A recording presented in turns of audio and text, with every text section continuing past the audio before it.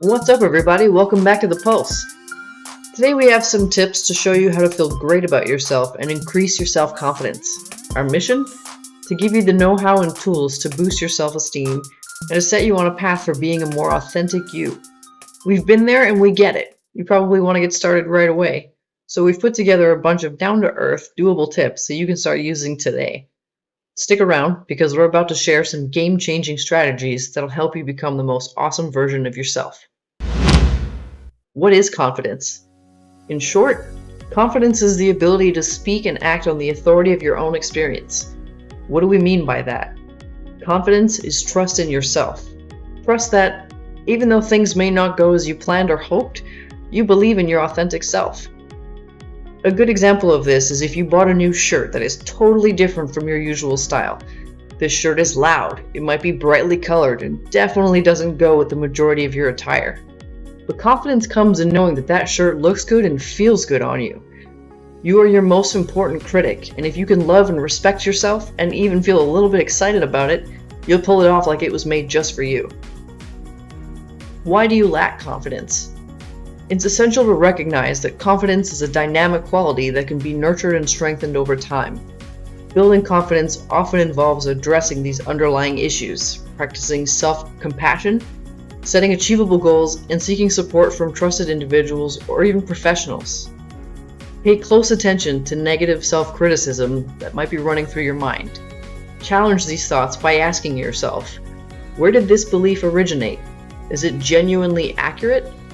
Reflect on whether you'd express the same criticism to someone else, or if this is a way of talking that's exclusively reserved for your self-dialogue. Confidence is intimately tied to how we perceive ourselves. It's the inner assessment of our abilities, self-worth, and how we fit into the world around us. While it might not be a straightforward journey to maintain an unwavering sense of supreme self-assuredness, there are numerous steps and practices we can integrate into our lives to cultivate a palpable sense of accomplishment and self-belief. Building confidence is a gradual process that involves both internal and external factors. It begins with acknowledging that we all have moments of self-doubt and insecurity. These feelings are a natural part of the human experience. What's crucial, however, is the ability to recognize these moments and take proactive measures to counteract them. One way to nurture confidence is through setting achievable goals and celebrating even the smallest victories. Each accomplishment, no matter how minor it might seem, contributes to a growing sense of self-assurance. As we repeatedly meet and exceed our objectives, we develop a trust in our abilities. Confidence, in part, is trust in ourselves. Positive self-talk also plays a vital role. It's about changing the internal dialogue, shifting from self-criticism to self-encouragement. The questions we ask ourselves, the language we use, and the narratives we construct significantly influence our perception of self. By challenging negative self-talk and reframing it in a more constructive manner, we can reinforce our confidence. Seeking support and guidance from mentors, friends, or professionals can provide valuable insights and encouragement. Surrounding yourself with a network of people who believe in your potential can be a powerful confidence booster. Ultimately, it comes down to understanding that, again, confidence is a dynamic quality that can be nurtured and change over time. Through consistent effort, self-reflection, and resilience, we can build a strong foundation for believing in ourselves and experience the satisfaction that comes from recognizing our own accomplishments. Do you have realistic expectations? Setting life goals is essential, but it's equally important to ensure that those goals are grounded in reality. If you believe that owning a house and 2 cars before you hit the age of 30 is a reasonable expectation, it might be worth reconsidering, and here's why. Firstly, achieving such financial milestones at such a young age can be a considerable challenge, given the rising costs of home ownership and expenses associated with multiple vehicles. It's crucial to recognize that financial stability often takes time to build. Moreover, individual circumstances and goals vary widely. What's achievable for one person might not be for another, depending on factors such as career, location, and personal priorities. Your career path might involve a longer education journey, multiple entry-level positions, or career changes which can influence your financial situation. Additionally, life is full of unexpected twists and turns. It's impossible to predict every circumstance that might arise, such as health issues, economic downturns, or family responsibilities. These unforeseen events can impact your ability to achieve specific goals within a set time frame. Setting more realistic and flexible goals can reduce the pressure you put on yourself and allow you to focus on gradual progress. By acknowledging that achieving financial stability and life goals is a journey, not a race, you can set yourself up for a more balanced and fulfilling life. It's important to have ambitions, but equally important to be kind to yourself and adapt your expectations to the realities of your unique journey. Do you think about problems or do you act to fix them? Imagine this. You've got a library book that is seriously late. You want to swap it for a new one, but there's this pesky fine you have to deal with first. Now, here's the deal. You can either cough up the fine or you can deal with the constant nagging stress of having that fine.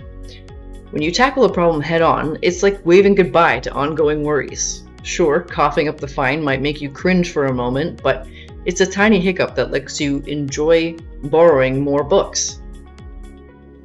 Do your clothes fit? Ever thought about the connection between your clothing and your posture? It might sound a bit surprising, but what you wear can subtly influence how you carry yourself.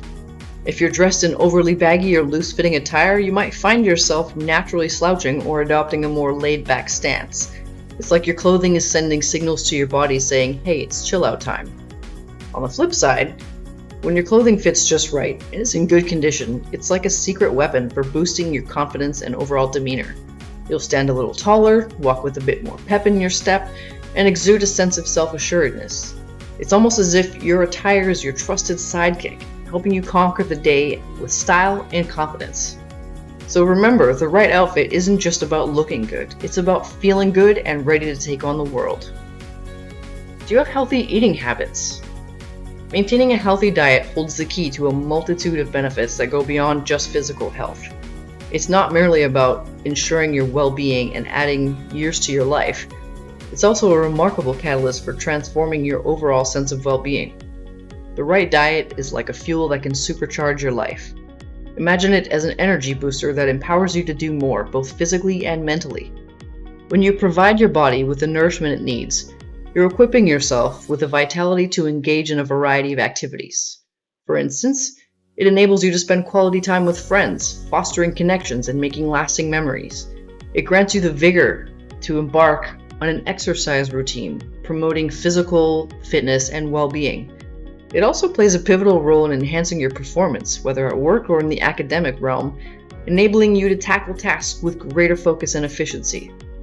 The cumulative effect of these positive changes can be a significant uptick in your confidence. When you feel more energetic, vibrant, and capable of taking on life's challenges, your self-assuredness naturally surges. So by embracing a balanced and nourishing diet, you're not just investing in your health, but also in a more confident and empowered version of yourself. Do you have good hygiene? What feels better than a clean body and fresh breath? Not much. Having a consistent hygiene routine that includes not just cleaning your body, but also taking care of your hair can make you feel great, but it can also make you look great. And it's okay to want to look good and be proud of how you show up in the world. It can feel great to look great.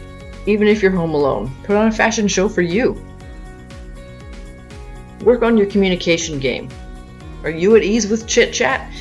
Many of us find small talk to be a bit forced at times, but it's an excellent opportunity to refine our communication skills. Small talk can serve as a means to nurture relationships over time, whether it's with fellow students, coworkers, neighbors, or friends within your social circle. So the next time you bump into someone you don't know, don't hesitate to ask them how they're doing or what's been happening in their life. Small talk is also a fantastic tool for strengthening your professional network. People appreciate those who show an interest in engaging with them. So if your aim is to expand your social or professional connections, honing your small talk skills is a great place to start.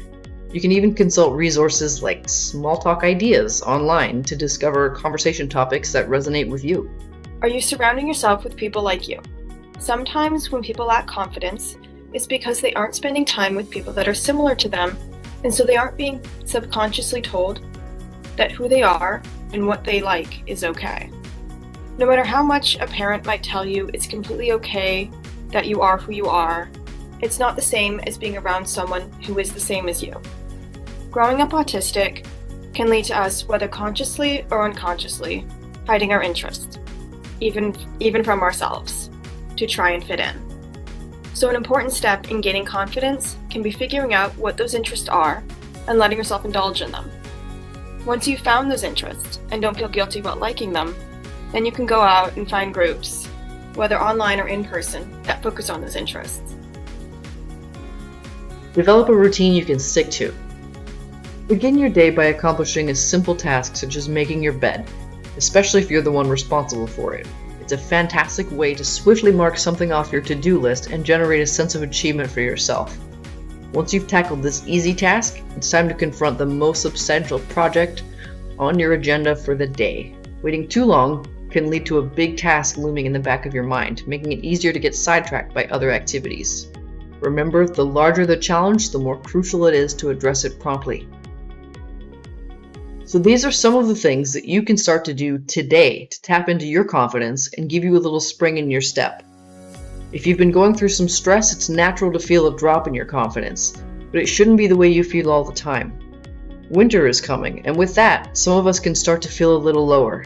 Pay attention to yourself and how you feel. That does it for this week's episode of The Pulse. Thanks so much for joining us. And as always, if you have questions or ideas you'd like for us to discuss, or if you want to be a guest on the show, send an email to voa@pacificautismfamily.com. We look forward to more of your great questions. Thanks for listening. Don't forget to like, share, and subscribe. We'll see you next time.